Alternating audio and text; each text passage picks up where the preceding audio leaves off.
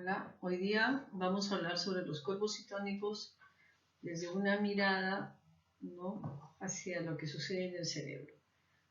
Soy la profesora Rosa Isabel Alvarado Merino. En primer lugar, recordemos nosotros que los cuerpos cetónicos, ¿no?, que conocemos son la acetona, ¿no?, el hidroxibutarato, ¿no?, y el acetoacetato.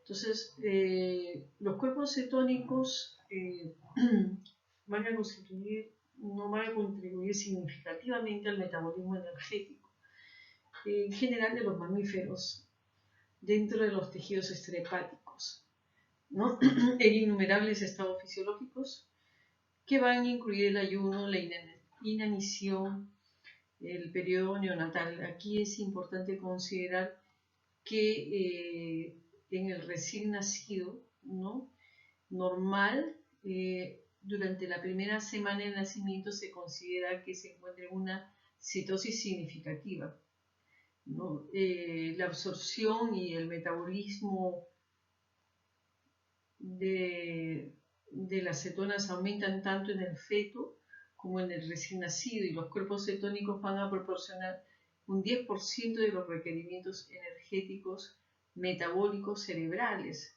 además de ser los precursores preferidos de la síntesis de ácidos grasos y colesterol. Se ha demostrado pues que los cuerpos cetónicos tienen varios efectos, ¿no?, de los procesos inflamatorios, ¿no?, también en el desarrollo, en la memoria, ¿no?, y justamente algunos de estos aspectos es lo que vamos a ver.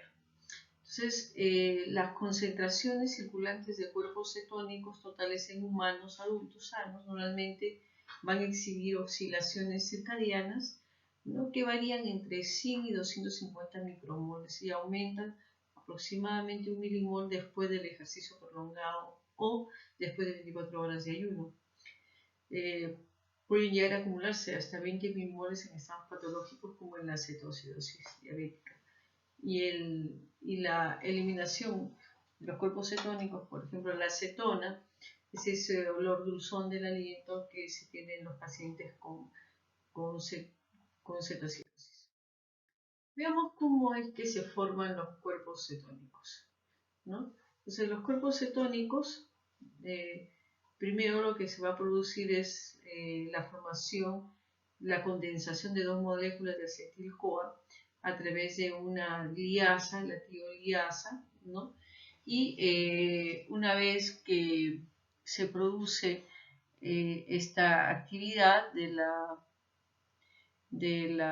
que se produce dentro de la matriz mitocondrial, ¿no?, entonces se va a producir la acción de la beta-acetotioliasa, y después de la molécula de acetoacetil-CoA, ¿no?, se condensa con otra molécula, ¿no?, de acetil-CoA, ¿no?, para formar el beta-hidroximetilglutaril-CoA. Entonces aquí, ¿no?, y esta se produce por actividad de esta enzima, que es la beta-hidroximetilglutaril-CoA sintasa. Entonces, primero condensación de 2-acetil-CoA por la tioliasa, después otra acetil-CoA para que se forme esta beta-hidroximetilglutaril-CoA. Y por la actividad de una hidroxibetametilglutaril-CoA liasa, ¿no?, se produce la liberación de la acetil-CoA y la formación de acetoacetato. Este acetoacetato, por un lado, en forma espontánea, sin necesidad de una enzima, va a formar acetona, y por la actividad de la beta-hidroxibutarato deshidrogenasa se va a producir la formación de beta-hidroxibutarato con la oxidación de un NAT, ¿no?, de un NAT, produciéndose un NAT, y es decir que requiere el gasto de energía. ¿En dónde se producen los cuerpos cetónicos, ¿no? La actividad se produce en las mitocondrias hepáticas, ¿no? Es decir, este proceso que hemos dicho de condensación de la acetil-CoA, ¿no? Y la formación del acetoacetato que va a formar acetato por un lado y beta-hidroxibutarato se va a producir dentro de las mitocondrias hepáticas. Aquí la enzima limitante, como habíamos dicho, es la 3-hidroxi-3-metilglutanil-CoA sintasa, ¿no? Ahora, los cuerpos cetónicos son utilizados por el cerebro, el músculo, el corazón y los riñones, ¿no? Y esta utilización de los cuerpos cetónicos se hace por una distribución sanguínea. Y acá tenemos que los cuerpos cetónicos, si bien está claro cuáles exactamente los transportadores, se habla de los transportadores de monocarboxilatos que serían los que permiten que salgan los cuerpos cetónicos, el beta-hidroxibutarato y el acetoacetato, de la matriz mitocondrial, ¿no? de la mitocondria, por un lado a nivel del hígado, y después ingresan también hacia las mitocondrias de los diferentes tejidos, ¿no? A través de estos transportadores, ¿no? De monocarboxilatos 1 o 2. Entonces, los cuerpos cetónicos, tanto el beta-hidroxibutarato como el acetoacetato, a través de la succinil-CoA transferasa, ¿no? ingresan al ciclo de los ácidos tricarboxílicos, ¿no? Este es el sentido inverso que habíamos visto para producir energía. Esto a través del ciclo del ácido tricarboxílicos no se va a producir electrones y los electrones van a ir a la cadena transportadora de electrones y se va a generar ATP y energía en forma de calor. Ahora, el metabolismo de los cuerpos cetónicos se integra a través de diferentes vías metabólicas, mitocondriales y citoplasmáticas, ¿no? Porque recordemos aquí que la lipogénesis citoplasmática y la síntesis de colesterol son los distintos destinos metabólicos no oxidativos de los cuerpos cetónicos, ¿no? La actividad de la metiolasa o tiolasa citosólica está codificada por al menos 6 tipos de genes, ¿no? Y que van a permitir que se den los diferentes tipos de inducción de las enzimas que van a intervenir para que los cuerpos cetónicos pasen a formar ya sea colesterol, van hacia lípidos, ¿no? Y o también ir a la actividad, ingresar el ciclo de los ácidos tricarboxílicos nuevamente, producir piruvato o ir a la formación de glucosa, ¿no? O también a nivel de la actividad con el citrato, ¿no? El citrato ingresa al ciclo con la acetil-CoA y se forma el acetil-CoA, ¿no? Y la formación de colesterol a través de las enzimas, ya sea la colesterol-generasa o la colesterogénesis a través de las enzimas que tienen que ver con la producción del colesterol y todas las hormonas derivadas del colesterol, o a través de con la lipogénesis, ¿no? Y la formación de lípidos, ¿no? A nivel del citosol. Entonces tenemos una integración entre lo que pasa a nivel mitocondrial y lo que pasa a nivel citosólico, ¿no? Se han descrito algunos efectos, por ejemplo, de los cuerpos cetónicos como el beta-hidroxibutarato, ¿no? El beta-hidroxibutarato, ¿no? Está relacionado, ¿no? Con diferentes mecanismos o diferentes acciones, ¿no? Por un lado, en relación al control de la alimentación, ¿no? Ya sea que aumenta la anticipación del deseo de alimentarse, ¿no? O disminución del apetito, o también actúa sobre los receptores ENL RP3, ¿no? Disminuyendo estos números de receptores en el inflamosoma. Desde el punto de vista epigenético, van a modificar la expresión genética a través de un aumento de la beta-hidroxibutilización o por una disminución de la desacetilización de las histonas. También actúa sobre los receptores GPR41, produciendo una disminución de la actividad simpática en el sistema nervioso vegetativo y con la participación de la niacina como cofactor en los receptores GPR109A van a producir diferentes cambios como aumento de la vasodilatación cutánea. Eso tiene que ver con la actividad a nivel de la producción de prostaglandina 2, ¿no? Y prostaglandina D2, aumenta del transporte reverso de colesterol, mecanismos de neuroprotección, aumento de la lipasa de triglicéridos, ¿no? De la hormona sensible a la lipasa de triglicéridos, disminución de la lipólisis, disminución de la arteriosclerosis, disminución de la inflamación y disminución de algunos factores de crecimiento, de la hormona de crecimiento. Ahora, ¿qué sucede en el hígado? En el hígado se describe que existe un mecanismo de adaptación, ¿no? Frente a la deficiencia cetogénica. Entonces, que el hígado como que no se adapta muy bien, ¿no? A la deficiencia cetogénica, ¿no?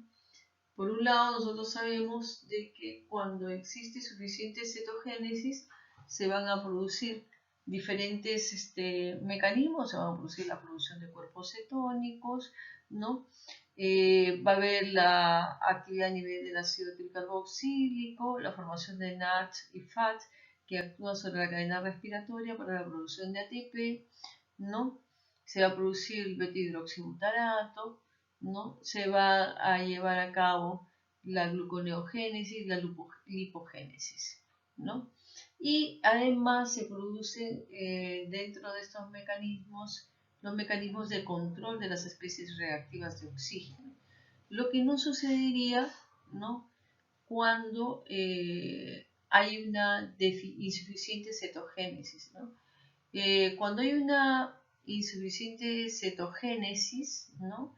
Aumenta la lipogénesis y aumenta la producción de glucosa, aumenta la gluconeogénesis. Y esto, entonces la pérdida del conducto cetogénico, ¿no? Estimula una mayor eliminación de acetil-CoA. Y esto a través del ciclo de los ácidos tricarboxílicos, lo que aumenta en forma prospectiva la eliminación insegura de especies reactivas de oxígeno, ¿no? Y estas especies reactivas de oxígeno aumentan la peroxidación lipídica, la liberación de prostaglandinas, tromboxanos, ¿no? Mecanismos a nivel de activación de proteínas de respuesta inicial temprana, proteínas de oxidación, aumento del estrés oxidativo, ¿no? Y por lo tanto aumento de la inflamación. Entonces también inducción de muerte de apoptosis, ¿no? Veamos ahora cuáles son los efectos de los cuerpos cetónicos sobre la excitabilidad celular a nivel neuronal. Entonces, aquí vamos a ver varios mecanismos y vamos a ir revisando uno por uno.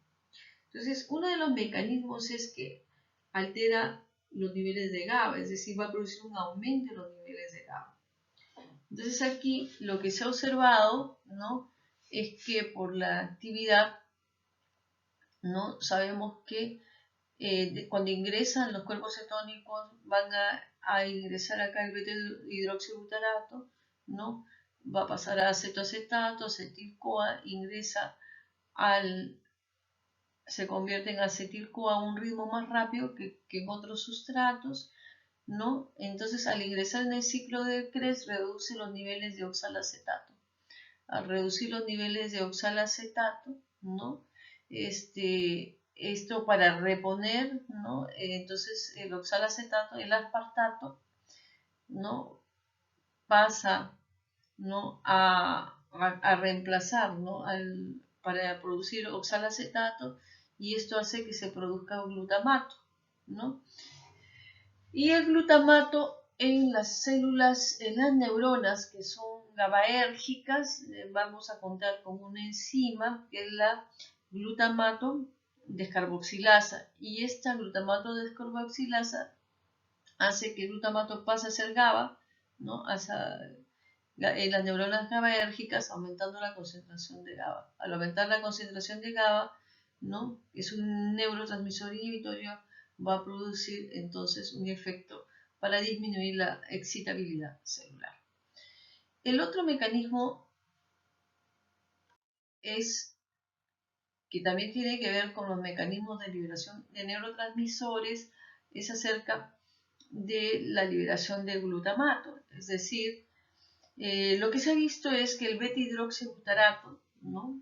El beta-hidroxibutarato va a competir con el cloro, ¿no? En los transportadores de glutamato a nivel de las vesículas de neurotransmisores del glutamato. Entonces, estas vesículas de glutamato, ¿no? Van a hacer de que el glutamato producido no ingrese a la vesícula, porque el beta-hidroxibutarato va a bloquear este ingreso que es facilitado por el cloro. Entonces, estas vesículas contienen menos glutamato, y cuando estas vesículas se transportan hacia la membrana para ser liberadas, van a tener menor concentración de glutamato, y por lo tanto va a disminuir, ¿no? La actividad glutaminérgica, ¿no? Entonces, de esa manera va a inhibir, ¿no? la señal glutaminérgica. El otro mecanismo que también tiene que ver con este aspecto de alterar la excitabilidad celular está en relación a los canales, ¿no? de potasio sensibles a ATP. Como cuando los cuerpos cetónicos, ¿no? Estamos acá, los cuerpos cetónicos ingresan, ¿no? a la célula, recordemos que ingresan a la mitocondria y ingresan directamente al ciclo de Krebs. ¿Okay? Entonces, a diferencia de la glicólisis, en que la glucosa produce acá, aunque 2 ATPs o 4 ATPs en este proceso, ¿no? El cuerpo cetónico ingresa directamente a la mitocondria y no produce ATP. Entonces hay una disminución citosólica del ATP. Esto produce una apertura de los canales de potasio sensibles al ATP, y hace que el potasio salga disminuyendo, hiperpolarizando la membrana, ¿no? Además, se escribe, ¿no?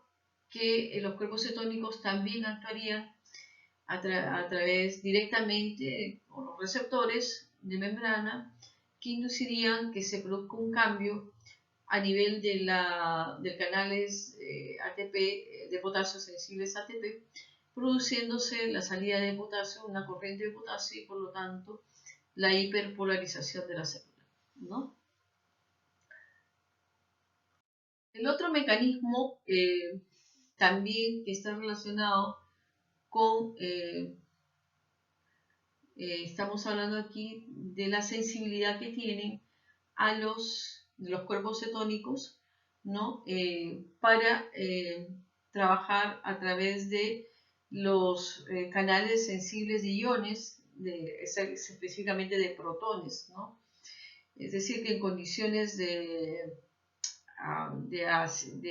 disminución del pH, o sea, un aumento de la concentración de protones, se activa el canal de iones en dirección en la detección de estos receptores, de esos canales que se activan cuando hay una disminución del pH, y estos canales pues participan en la terminación de las crisis, porque van a alterar los cambios de calcio, ¿no? a nivel de la membrana celular, y por lo tanto van a evitar, o sea, la despolarización. Entonces, se dice que este es uno de los mecanismos también que se observa en el control de crisis, por ejemplo.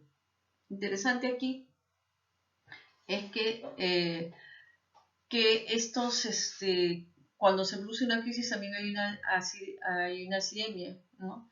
Y bueno, por todos los mecanismos que sabemos, y entonces vamos a tener pues que va a haber una disminución local del pH, y esto activa el canal de los iones de detección de ácido, ¿no? Y estos van a participar en la terminación de las crisis. El otro mecanismo que también se ha observado que disminuye la excitabilidad celular es a través, nuevamente con la corriente de potasio, es a través de la activación de los KCNQ, ¿no? Que son los canales que van a controlar la salida de potasio. Entonces lo que hace es activar los cuerpos cetónicos, activarían especialmente el beta-hidroxibutarato, activaría este canal, lo que aumenta la corriente de potasio y por lo tanto se hiperpolariza nuevamente la membrana, ¿no? El otro mecanismo que se ha descrito es que se va a producir una modulación, ¿no?, de la permeabilidad de la membrana mitocondrial. Entonces, al producirse, ¿no?, una inhibición de la despolarización neuronal, ¿no?, porque se altera la permeabilidad de la membrana mitocondrial. Usted aquí lo que altere los cambios a nivel del calcio, ¿no?, produciéndose una modulación de la actividad, de la permeabilidad de la membrana mitocondrial al calcio, y por lo tanto inhibición de la neuronal de la despolarización. Entonces tenemos pues de estos mecanismos, ¿no?, de los efectos de los cuerpos cetónicos sobre la excitabilidad celular, podemos ver que en primer lugar va a haber una disminución, una alteración en la concentración del GABA en las neuronas GABAérgicas, es decir, se va a producir un aumento de la concentración de GABA, ¿no?, por lo tanto, tiene un efecto inhibitorio. Por otro lado, vamos a tener que va a disminuir el glutamato, ¿no?, que es un neurotransmisor excitatorio, y vamos a hiperpolarizar la célula a través de dos mecanismos. Uno es a través de aumentar las corrientes de potasio a través de los canales de ATP sensibles, ¿no?, de potasio ATP sensibles, y también estimulando los canales de KNCQ2, que también aumentan las corrientes de potasio y por lo tanto la hiperpolarización, ¿no? Además de esto, vemos que vamos a tener una modulación de la membrana mitocondrial, ¿no?, que va a inhibir la despolarización, y finalmente vamos a ver de que se estimula ya sea directamente los canales sensibles a protones, produciéndose también un estado de corte de control sobre el potencial de acción, entonces lo que hace que terminen las crisis. Entonces, ¿cómo es que sucede esto en la neurona? O sea, ya hemos visto que son los mecanismos y cómo es que se llegan los cuerpos cetónicos a la neurona. Veamos acá, en este esquema, vemos, este es el astrocito y esta es la neurona cortical. Las neuronas, los astrocitos, hay 5 tipos de astrocitos, bueno, se han descrito hasta el momento, de los cuales 2 tienen una actividad a nivel cortical y estarían relacionados con el suministro de cuerpos cetónicos a la neurona, ¿no? Entonces, uno de los mecanismos, ¿no?, es decir, si hay un estado de inanición, por ejemplo, en el estado de inanición, en los cuales hay una alteración a nivel de la tasa de la AMP ciclo ATP, no hay un aumento de la tasa, porque hay una disminución en el ATP y un aumento del AMP, ¿no? Entonces, esto va a producir que la proteína quinasa AMPK, que actúa como un sensor de energía, ¿no?, va a estimular, por un lado, la lipólisis, ¿no? Es decir, la lipólisis de los ácidos grasos, ¿no? Los ácidos grasos, ¿no?, van a ingresar a la mitocondria a través de los canales de transportadores, ¿no?, a nivel de la mitocondria, los CPT1, y en la mitocondria se va a producir la síntesis, ¿no?, de los cuerpos cetónicos. Esto lo hemos revisado, ¿no?, a través del ciclo del ácido tricarboxílico, ¿no? Tenemos aquí la actividad de la enzima HMGS, ¿no?, y la producción de cuerpos cetónicos. Entonces, el astrocito se encarga de producir los cuerpos cetónicos. Los cuerpos cetónicos pasan a través de los transportadores CHK hacia la neurona.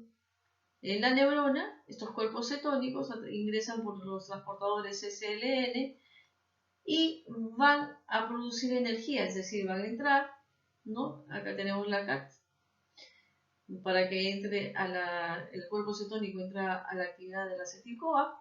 El ácido tricarboxílico se producen electrones, los que van a ir a la producción de energía que necesita la neurona, ¿no?, a través de la beta-oxidación. Pero no solamente eso, es decir, cuando por un lado necesitamos la actividad, ¿no?, la energía. Entonces, de hecho, si el cerebro necesita energía, pues nosotros lo sabemos. Si hay inanición, si hay falta de aporte, mientras que el hígado libera todos los cuerpos cetónicos y llega al cerebro, el cerebro lo necesita más rápido, tiene ahí al astrocito que le va a aportar, ¿no?, los cuerpos cetónicos para que se produzca la energía que necesita en ese momento. Pero también recordemos que el astrocito, ¿no?, en el modelo de sinapsis tripartita, ¿no?, que tenemos la neurona presináptica, la neurona postsináptica y el astrocito, también en este caso el astrocito va a modular la actividad de las neuronas a través de la liberación de cuerpos cetónicos con los mecanismos de control de la excitabilidad, ¿no?, que hemos mencionado en el acápite de la diapositiva anterior. Entonces, es interesante porque no lo vamos a trabajar ahora, hemos trabajado solamente cuerpos cetónicos, pero también aquí tendríamos que ver cuál es la actividad del ácido láctico en el control de la excitabilidad neuronal, que también está modulada por los astrocitos. Muy bien, este era lo que quería compartir con ustedes y espero pues que haya sido productivo, y voy a ponerles algo de la bibliografía que si desean consultar, ¿no?, que está disponible, ¿no? Les recomiendo, estos son 3 artículos muy buenos, ¿no?, donde se trabaja todo lo que hemos conversado en esta reunión. Muchas gracias y hasta una nueva oportunidad.